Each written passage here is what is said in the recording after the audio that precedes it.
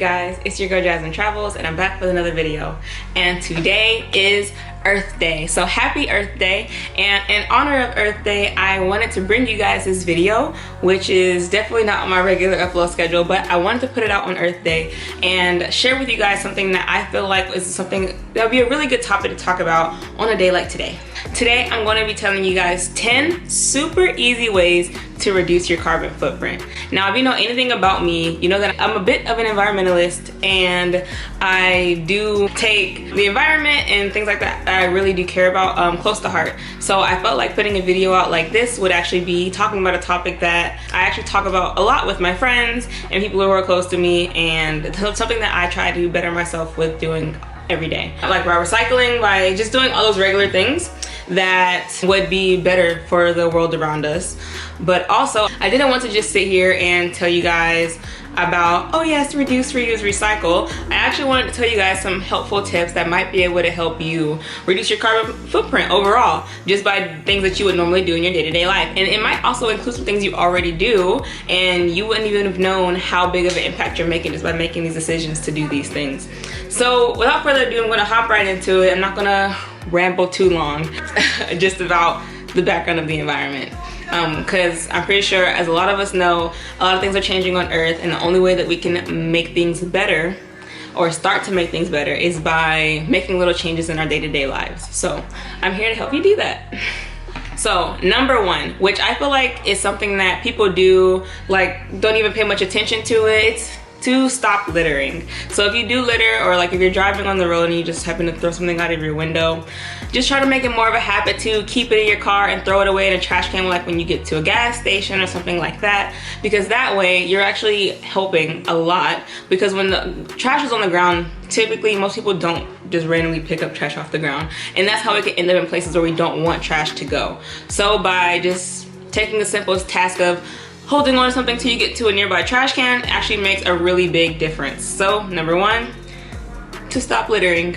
Number two would be to donate or recycle your old clothes instead of throwing them away in the trash. I know a lot of people have heard of donating their old clothes, and it may not seem like, oh well, everyone does that. A lot of people throw away items that they don't think that would be very good to donate. Well, if you don't want to donate it because it's not a very good quality or it's an older item, you could also recycle it. So by recycling these fabrics, you're able to, companies or whoever is able to reuse these fabrics to make newer clothing items. So now it's becoming very popular where you can see signs and things or tags on clothes where it says made from recycled materials, and that's just because they take old recycled, like old fabrics, and recycle them to make newer things, which is much better than throwing away your clothes into the trash, because there is so much clothing that is thrown away every year. It's just becoming an obscene amount, especially with how frequently people buy clothes in today's society. So by donating or recycling your old clothes, you're actually making a really huge difference. Number three would be, I know a lot of my friends participate in this, and I'm not sure if it's a super common thing amongst people, but everyone is different. It would be to re-wear your clothes before washing. So don't just wear your pair of jeans one time and then throw it in the washing machine, you know? Wear your jeans 2 times, 3 times, and then wash it, because that way you're putting a lot less of those fabric fibers into the environment.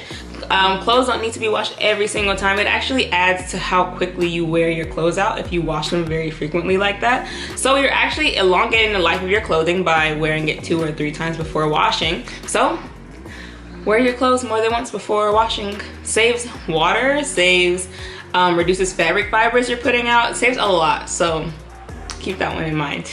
Number 4 would be to thrift shop or buy something secondhand. So it doesn't have to only be clothes that you go for the thrift shop for. There are some places where you can buy secondhand furniture, anything like that. It may have like a nice coffee table you want to get, you could buy it secondhand. Now that could be a really big thing, because especially if you get like a wooden coffee table, of course this wood has to come from somewhere. So if you're buying one secondhand, you might just like refurbish it a little bit, make it a little bit prettier. Then that's actually a good way to reduce your carbon footprint. You're not buying brand new wooden items. You're just getting one that's been gently used and just using that. Keep in mind, it's not only clothes you can thrift shop for, but also furniture and other things like that you can go and buy secondhand. Number 5 would be to air dry your clothes instead of using your dryer. Now, with me living here in Spain, that's one thing that I've started doing more because we actually do not have a dryer at all.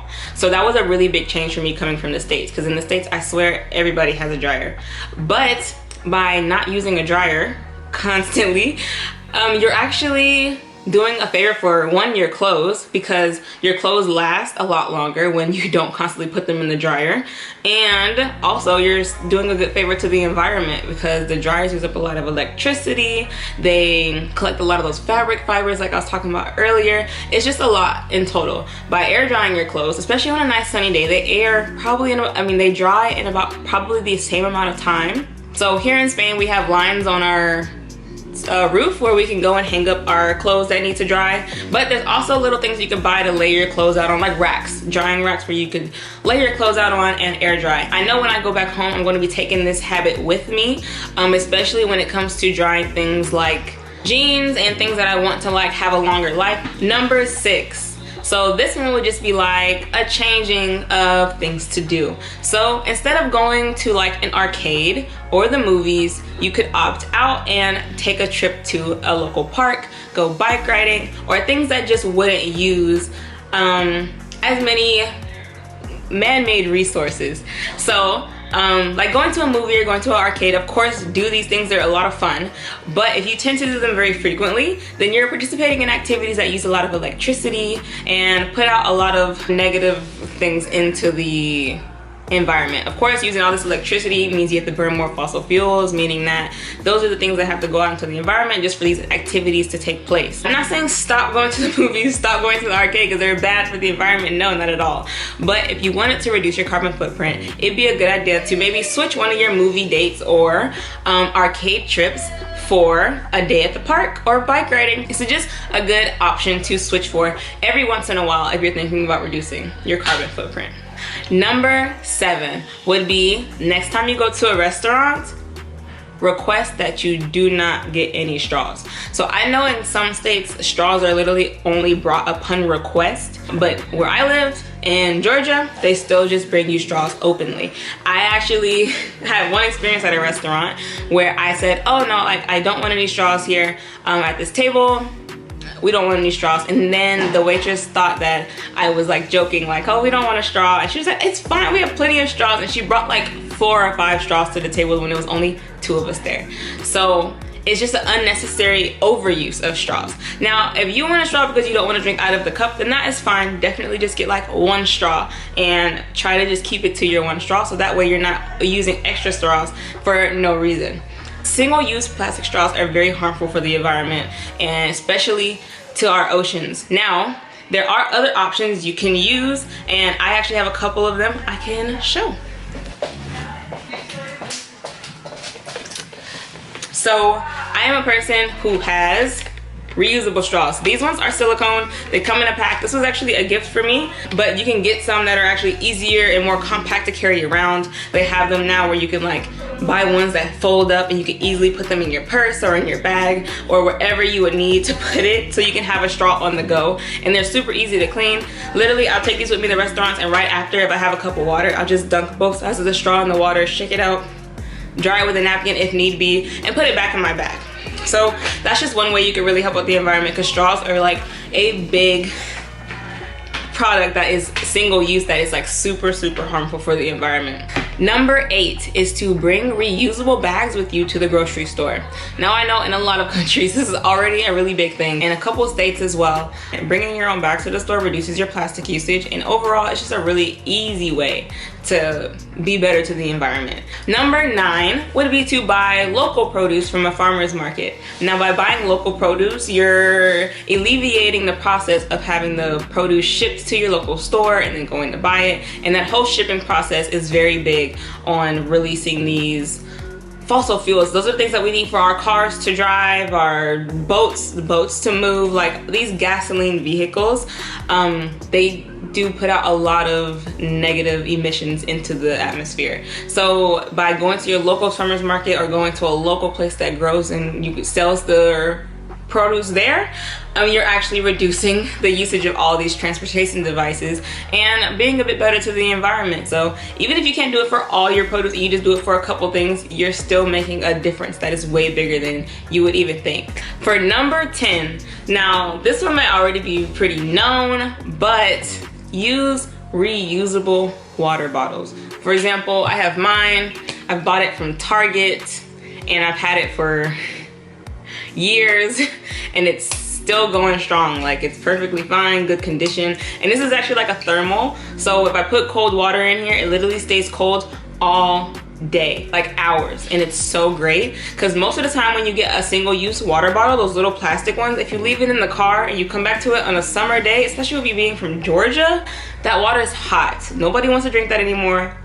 It's gross. So by having this, if I leave this in the car and come back to it in a couple hours, the water inside is still cold. Like, I prefer this over anything. You like to buy your water from the store, instead of buying that case of 24 to 32 individual water bottles, buy a couple of gallons, like water gallons. That way you're not using as many plastic bottles and you can recycle that gallon, and it's just a bit less of plastic usage, and you can use your water bottle, refill it with your gallon, and you have that. But the best way to go would just be to have a water filter at home. If you're out for longer periods of time, of course, buying water on the go is never a bad thing. Definitely buy water if you need to buy water. But these are just options you can use in order to reduce the amount of plastic you're using just on water. So now, that is my 10 top things, my 10 super easy ways to lower your carbon footprint. I hope that those were better options than just hearing the typical reduce, reuse, recycle. I wanted to give options that would be typical, that you would use in your day-to-day life, and actually be something that wouldn't be too inconvenient of a change for you, that it would actually interrupt anything that you're doing typically. So I'm giving a couple options. Let me know down in the comments below if these are things you already do, or if I gave you a good idea that you might start doing.